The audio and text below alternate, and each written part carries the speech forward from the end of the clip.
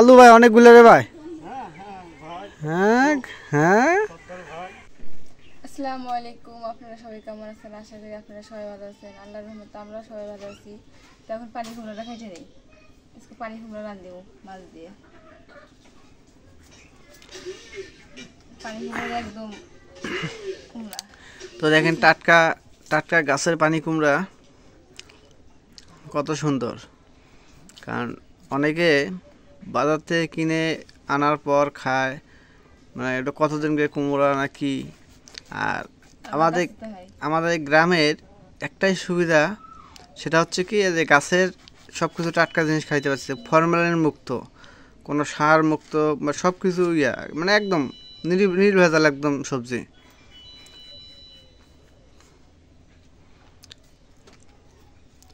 তো আপনারা কে কে একদম এই ফরমালিন মুক্ত এবং এই টাটকা সবজি খান বা পছন্দ করেন অবশ্যই একটু কমেন্টে জানায়েন।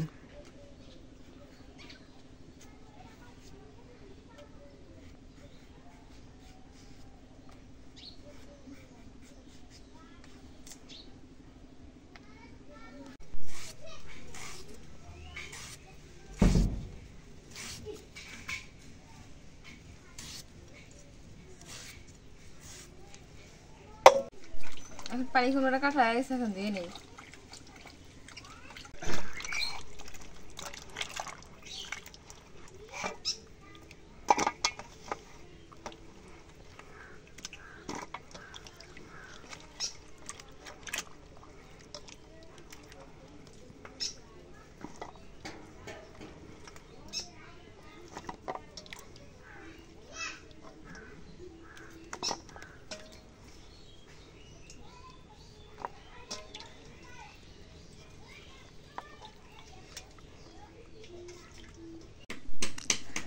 তাহলে এগুলা এগুলা মাছ কই পাইছো? এত বড় বড় চাকা, বড় বড় মাছ এগুলা লুথর ভাই দিয়ে ফেটাইছে। এগুলা কি মাছ? Glass cup. ও লুথয়ে মাছ পড়াইছে এগুলো? মাছগুলো একদম কাটে দিয়ে দিছে।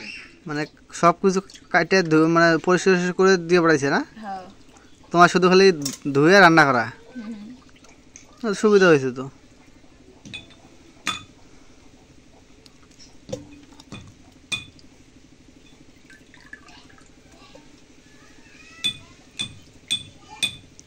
বড় বড় চাকা না? বড় মাছ আনছে মনে হয়। বড় মাছের কালার কত বড়।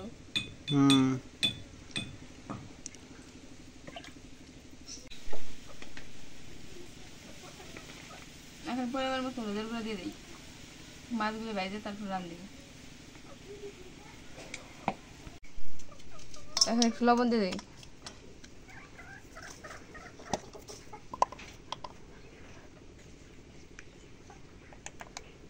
এখন একটু মরিচের গুঁড়া দিয়ে দিই।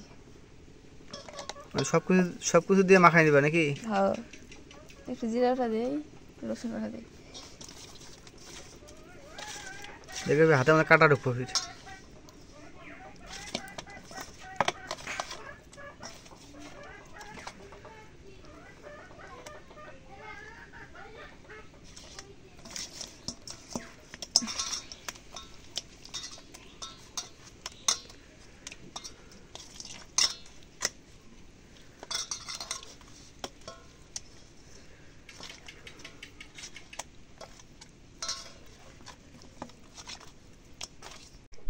মাছটা এখন মাখানো শেষ, এখন ভাইজে নেই। এখন তেল দিয়ে দিই।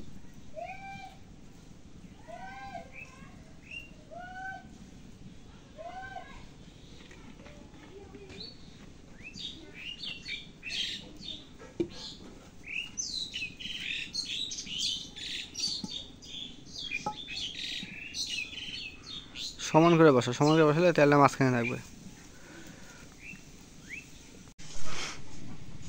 এখন তেল গরম হয়ে গেছে, মাছগুলো দিয়ে দিই।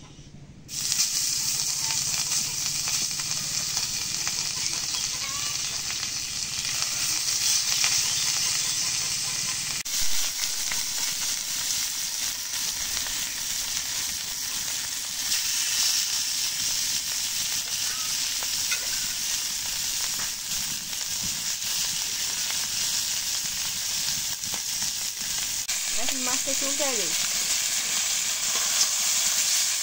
ও সেই সুন্দর হয়েছে। এইটা না একটু ডেলিভারি করে ফেলাইছে, এটা ভাঙি গেলে। একদম মুড়ি হয়েছে, মাছটা মুড়ি দেওয়া হয়েছে। হ্যাঁ অজর আবার এই কি করে এরকম মোটা। বড় মাছ রে।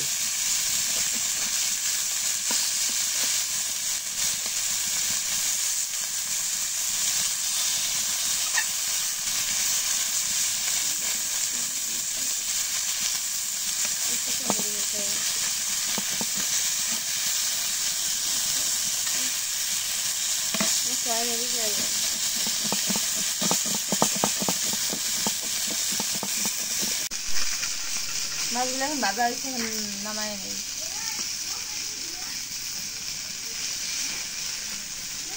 মাছ ভাজাটা খুব সুন্দর হইলো, দেখছো? আজকে কিলো কিলো হাতে গরম লাগছে। হ্যাঁ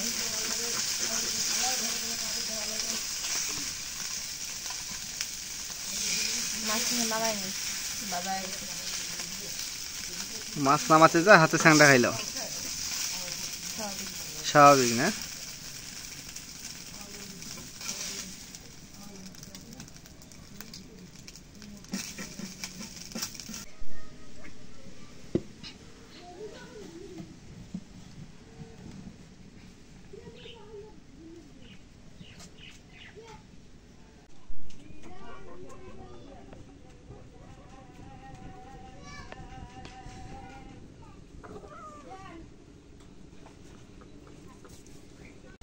এখন কড়াই চিড়ে দিয়ে দিই, এখন তেল দিয়ে দিই।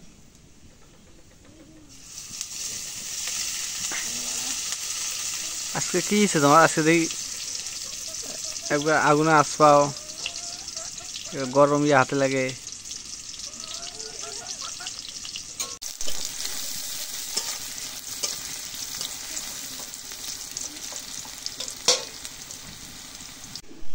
এখন জিরা বাটা রসুন বাটা দিয়ে দিই।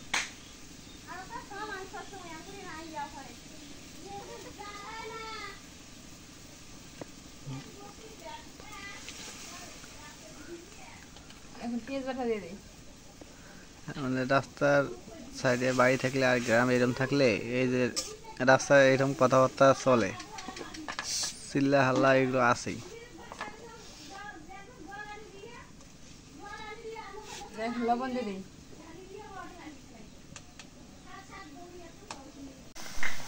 এখন মরিচের গুঁড়ো দিয়ে দিই পরিমাণ মতো।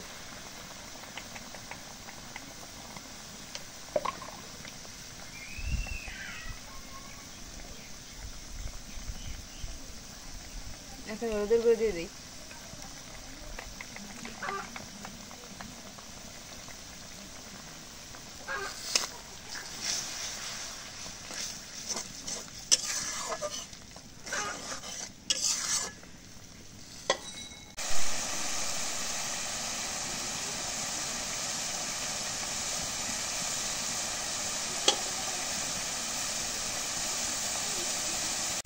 এখন মশলাটা কষানো হয়েছে, পানি ভরে দিয়ে দিই।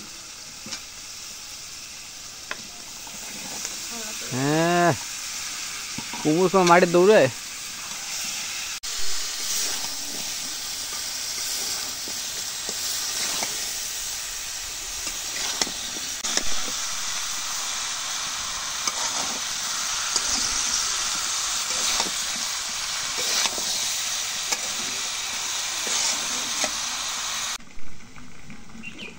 এখন পানি গুঁড়ো রেখে দিই, দিয়ে কষায় নেই, তারপর জল দেবো।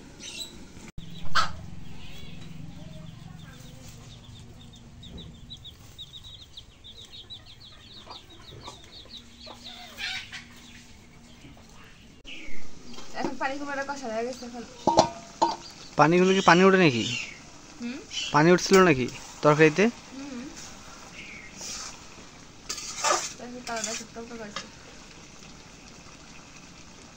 এখন জলের পানি দিয়ে দিই।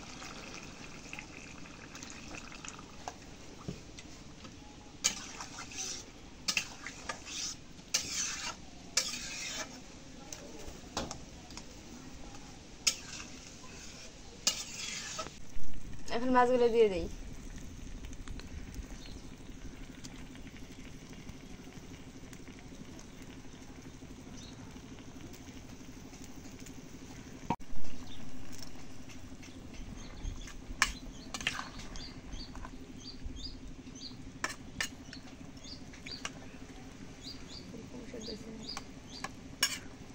সেদ্ধ হয়েছে, সেদ্ধ না হয় ফির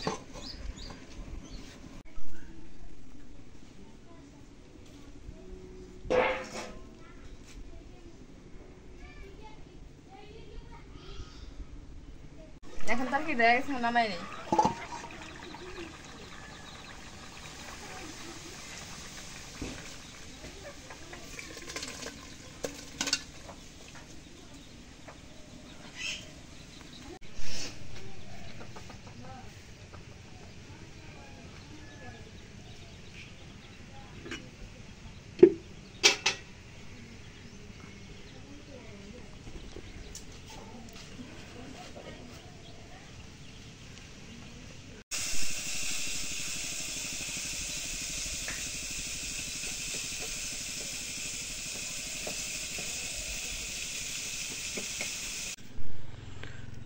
তো আজকে বিকালবেলা আবারও একটু ঘুরতে আসলাম। বর্তমান যে গরম, কোথায় যাবো ঘুরতে, কোথাও যাওয়ার মতো কোনো সময় থাকে না, কারণ যে গরম।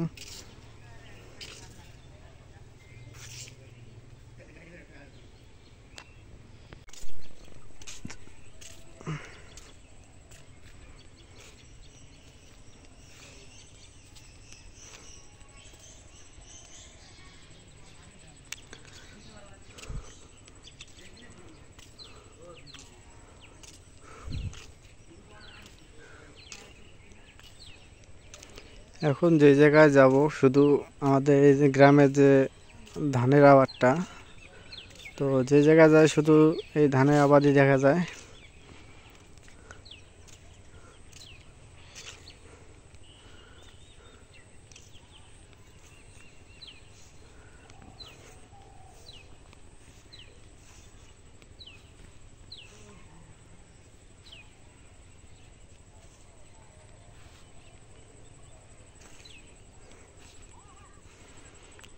কারণ এটা সময় হচ্ছে সন্ধ্যার আগ মুহূর্ত।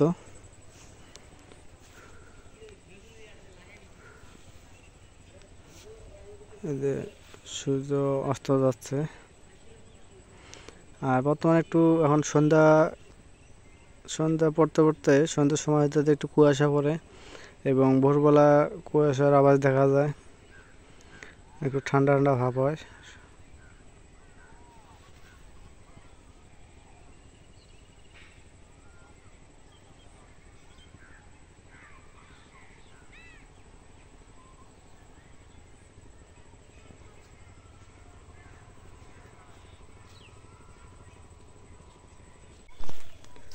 তো এখন ধান ক্ষেতের ভেতর দিয়ে হাঁটতেছি।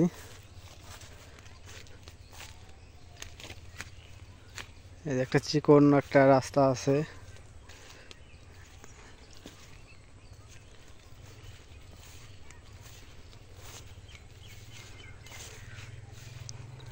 তো আপনারা ওই যে দূরে এক মুরব্বী লোক দেখতে পাচ্ছেন, আমি ওনার কাছে যাচ্ছি। তো উনি যাচ্ছে, কারণ এই লোকটার ব্যাপারে একটা কথা বলি। এই লোকটা আল্লাহ পাক এত তার ধৈর্য ধারণ করার ক্ষমতা দিয়েছে, এই কারণে সে মাদ্রাসার চাকরি করতো, শিক্ষকতা করতো মাদ্রাসার। তো শুধু যে বেসিক বেতনটা শুধু ওইটাই নিত, কোনো বোনাস বা আদার্স কিচ্ছু নিত না। আর দ্বিতীয় কথা হচ্ছে যে সরকারি মাদ্রাসায় সে চাকরি করত, কিন্তু রিটায়ারমেন্টের যে টাকাটা, এই টাকাটা সে কী করছে, তা মসজিদ বা ওই মাদ্রাসায় সে দান করছে। এবং তার নামে এই সততার কারণে তার নামে কিছু টাকা আসছিল, এই টাকাটা সে রিটার্ন দিয়ে দিছে। এখন চাকরি শেষ, সে বাড়ির পাশে এক মসজিদের সাথে বাড়ি তার, ওই জায়গায় সে মানে 5 ওয়াক্ত নামাজে ইমামতি করে। লোকটা এত পরিমাণ সৎ,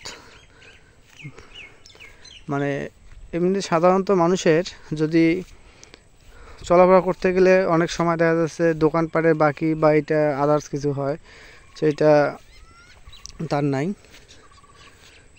সে একদম সৎভাবে চলাফেরা করে, কারোর সাথে কোনো ঝগড়া ফিসাদ কিচ্ছু নাই। কেউ যদি তাকে কিছু টাকাও দেয়, যেমন আপনাকে বললাম যে রিটার্নের টাকা সে তার প্রাপ্য, এটা চাকরি শেষ হওয়ার পর যে টাকাটা পাওয়া যায় সেটা পর্যন্ত সে ব্যক্তিগত কাজে কোনো ব্যয় করেনি, সেটা ব্যয় করছে মসজিদ মাদ্রাসা এগুলো জায়গায়। তো এইরকম লোক আমাদের গ্রামে যা আছে, যে কোনো গ্রামে যে কোনো কারো সুবিধা অসুবিধা বা কেউ মারা গেলে মানে আমার এই যে মুরব্বী চাচা সবার আগে দেখবেন ওই জায়গায়, যে কেন কেউ। তো আল্লাহ পাক যেন তাকে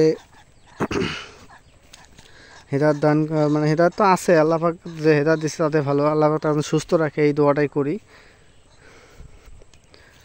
কারণ এরকম একটা মানুষ আমাদের গ্রামে থাকা আমাদের একটা গৌরব।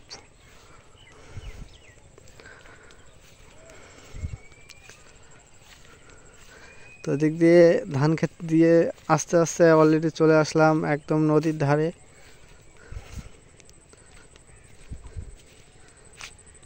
আর এই জায়গাটা হচ্ছে মোটর দিয়ে এই ধান খেতে সেচের পানি দেয়। আজকে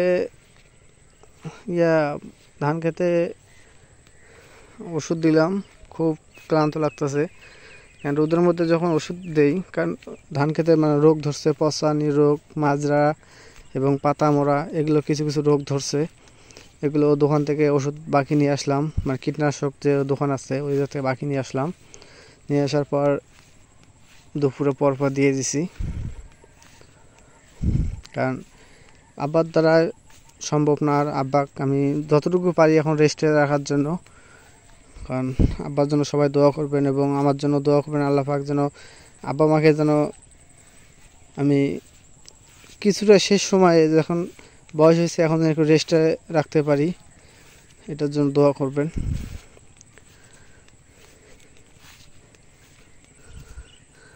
তো দেখতে দেখতে চলে আসলাম নদীর ধারে।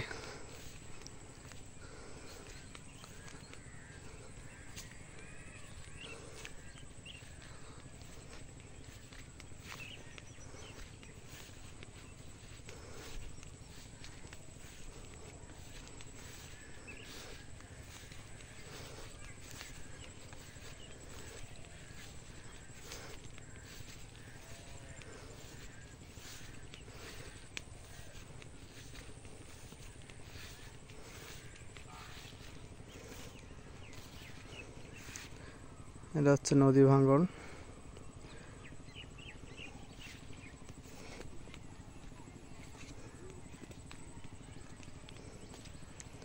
আসসালামু আলাইকুম। আচ্ছা, এই যে দিক দিয়ে আইলাম, একটু ঘুরতে ঘুরতে আইলাম, যাওয়ার রাস্তাও তো নাই। অসময় নদী ভাঙতেছে।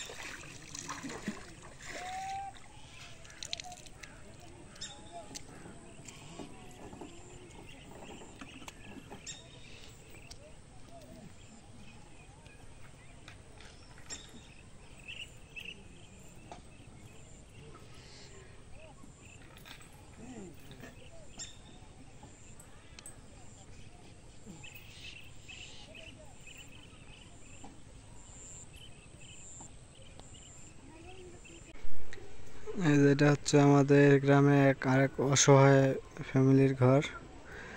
দেখেন এই সময় মানে ঘরের উপরে কত কি দিয়ে রাখছে, এখানে পানি পড়ে কি করবে,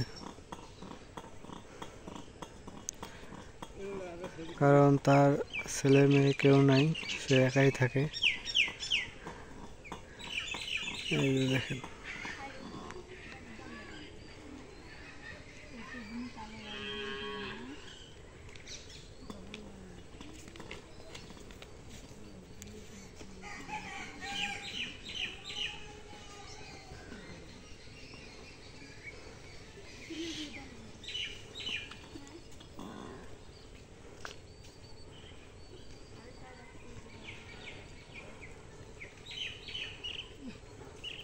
ঘাস তো আলু ভাই অনেকগুলো রে ভাই। হ্যাঁ হ্যাঁ, ঘাস আলু আর ইচ্ছে মতো।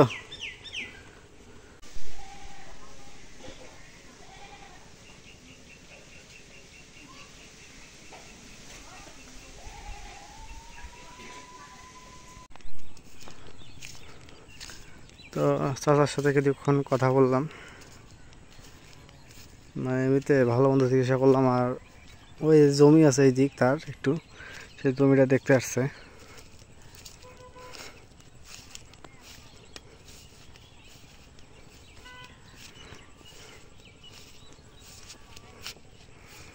কারণ এদিক দিয়ে রাস্তা এমন, পা একটু পিছলে গেলে নদীতে যাইতে হবে, খুব সাবধানে হাঁটতে হয় এদিক দিয়ে।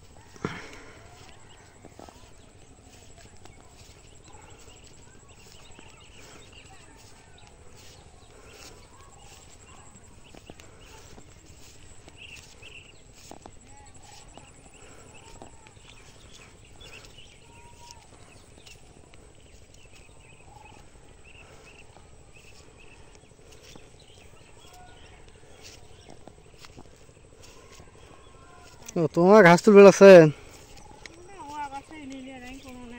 কেউ নিয়ে নেই ঘাস নিয়ে গেলে তো ইয়া গরু আছে না,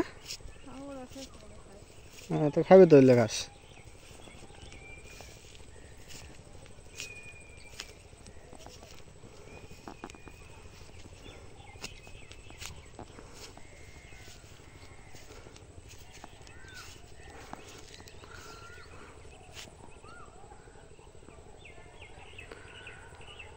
তো আজকে অনেক দূর হাঁটলাম, আর আমাদের গ্রামের ধান ক্ষেত বা আদার্স কিছু অনেক কথাবার্তা বললাম। তো সব মিলে যদি আমাদের ব্লগটা যদি ভালো লাগে তো অবশ্যই একটু লাইক কমেন্ট শেয়ার এবং সাবস্ক্রাইব করে দিবেন।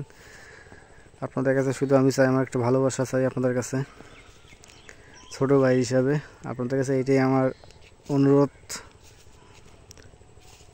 তো সবাইকে ধন্যবাদ এবং আপনাদের সুস্বাস্থ্যতা কামনা করে আজকের মতো এই জায়গায় শেষ করতেছি। খোদা হাফেজ।